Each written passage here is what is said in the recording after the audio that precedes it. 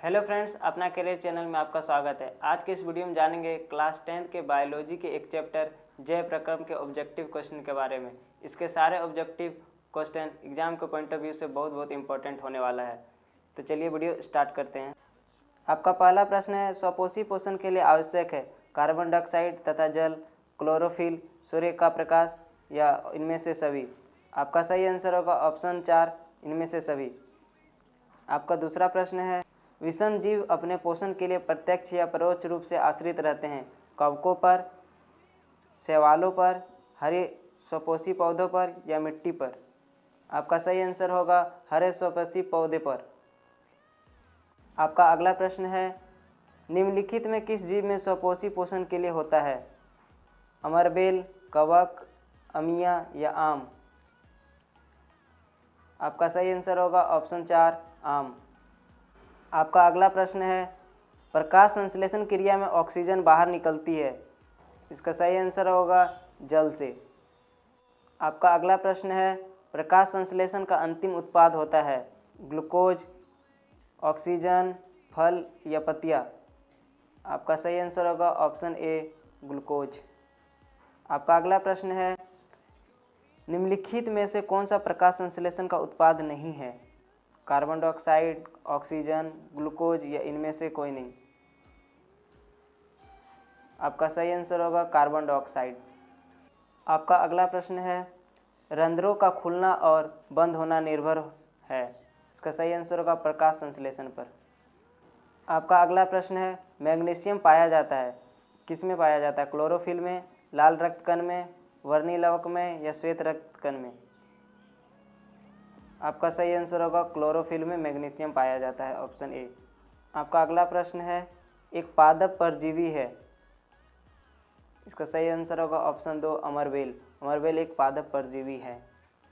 आपका अगला प्रश्न है, कौन परजीवी नहीं है? ऑप्शन 1, फीताकृमि, राइबोजियम, प्लाज्मोडियम या ईस्ट। इसका सही आंसर होगा ऑप्शन 2, राइबोजियम। आपका अगला प्रश्न है, निम्नलिखित में परजीवी पादप का उदाहरण क्या है? इसका सही आंसर होगा कष्टकूटा, ऑप्शन 2। आपका अगला प्रश्न है, निम्नलिखित में कौन परजीवी है? इसका सही आंसर होगा ऑप्शन 2, प्लाज्मोडियम। आपका अगला प्रश्न है, अमीबा में किस प्रकार का पोषण होता है? स्वपोषी पोषण, मृतजीवी पोषण, परजीवी पोषण प्रणाली या प्राणी संभोजी पोषण। आपका सही आंसर होगा प्राणी संभोजी पोषण। अगला प्रश्न है, अमीबा अपने किस अंग में भोजन का पाचन करता है? मुंह, केंद्रक, कुटपाद या खाद्य रेतिकता। इसका सही आंसर होगा खाद्य रेतिकता। अगला प्रश्न है, पाचन प्रक्रिया में अमाशय कौन प्रोटीन का पाचन करता है? ऑप्शन ए, हाइड्रोक्लोरिक अम्ल, श्लेष्मा, पेप्सिन या पित्त। आपका सही आंसर होगा ऑप्शन 3, पेप्सिन। आपका अगला प्रश्न है, निम्नलिखित में कौन भोजन के माध्यम को क्षारीय करता है? इसका सही आंसर होगा पित्त। पित्त भोजन के माध्यम को क्षारीय करता है। आपका अगला प्रश्न है, वसा के पाचन के लिए कौन सा एंजाइम उत्तरदायी है? ऑप्शन ए, टाइलिन, पेप्सिन, टिप्सिन या लाइपेज। वसा के पाचन के लिए कौन सा एंजाइम उत्तरदायी है? इसका सही आंसर होगा लाइपेज। आपका अगला प्रश्न है, मनुष्य के पाचन तंत्र में भोजन का अवशोषण कहाँ होता है? अमाशय में, छोटी आंत में, बड़ी आंत में या यकृत में। मनुष्य के पाचन तंत्र में भोजन का अवशोषण छोटी आंत में होता है, ऑप्शन 2। आपका अगला प्रश्न है, मनुष्य में वृक्क एक तंत्र का भाग है जो संबंधित है पोषण से, श्वसन से, उत्सर्जन से या परिवहन से। इसका सही आंसर होगा उत्सर्जन से। अगला प्रश्न है, उत्सर्जन तंत्र की क्रियात्मक इकाई क्या है? इसका सही आंसर होगा विक्राणु। अगला प्रश्न है, कोई अंग कट जाने पर रुधिर का थक्का बनाने में कौन सा मदद करता है? इसका सही आंसर होगा प्लेटलेट्स। अगला प्रश्न है, मनुष्य और अन्य मांसाहारी जीव निम्न में से किसका पाचन नहीं कर पाते हैं? इसका सही आंसर होगा सेलुलोज। सेलुलोज मनुष्य और अन्य मांसाहारी जीव इसका पाचन नहीं कर पाते हैं।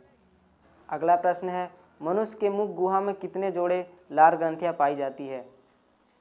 इसका सही आंसर होगा 3 जोड़े। अगला प्रश्न है, पौधे में भोजन का स्थानांतरण किसके द्वारा? भोजन का स्थानांतरण फ्लोएम द्वारा होता है, ऑप्शन 2। अगला प्रश्न है, अमाशय में कौन सा एंजाइम पाया जाता है? अमाशय में कौन सा एंजाइम पाया जाता है? तो अमाशय में पेप्सिन एंजाइम पाया जाता है। अगला प्रश्न है, पाचन प्रक्रिया में वसा का अम्लीकरण कौन करता है? हाइड्रोक्लोरिक अम्ल, श्लेष्मा, पेप्सिन या पित्त? इसका सही आंसर होगा ऑप्शन 4, पित्त। अगला प्रश्न है, लार में कौन सा एंजाइम पाया जाता है? ये बहुत ज़्यादा इंपॉर्टेंट है, आप लोग इसको ध्यान रखिएगा। पीवीआई क्वेश्चन है, लार में कौन सा एंजाइम पाया जाता है? इसका सही आंसर होगा टाइलिन। आपका अगला प्रश्न है, श्वसन के अध्ययन के लिए उपयोग किए जाने वाले कौन सा बीज है? सूखे बीज, अंकुरित बीज, उबला हुआ बीज या कुचले हुए बीज? इसका सही आंसर होगा अंकुरित बीज। अगला प्रश्न है, श्वसन वर्णक किसे कहते हैं? इसका सही आंसर होगा हीमोग्लोबिन को। अगला प्रश्न है, पाइरूवेट के विखंडन से यह कार्बन डाइऑक्साइड, जल तथा ऊर्जा देता है, यह क्रिया होती है कोशिका द्रव्य में, ऑप्शन नंबर ए इसका हो जाएगा सही आंसर।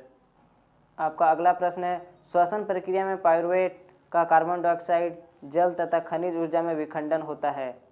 आपका अगला प्रश्न है, श्वसन प्रक्रिया में पाइरूवेट, कार्बन डाइऑक्साइड, जल तथा खनिज ऊर्जा में विखंडन कहाँ होता है?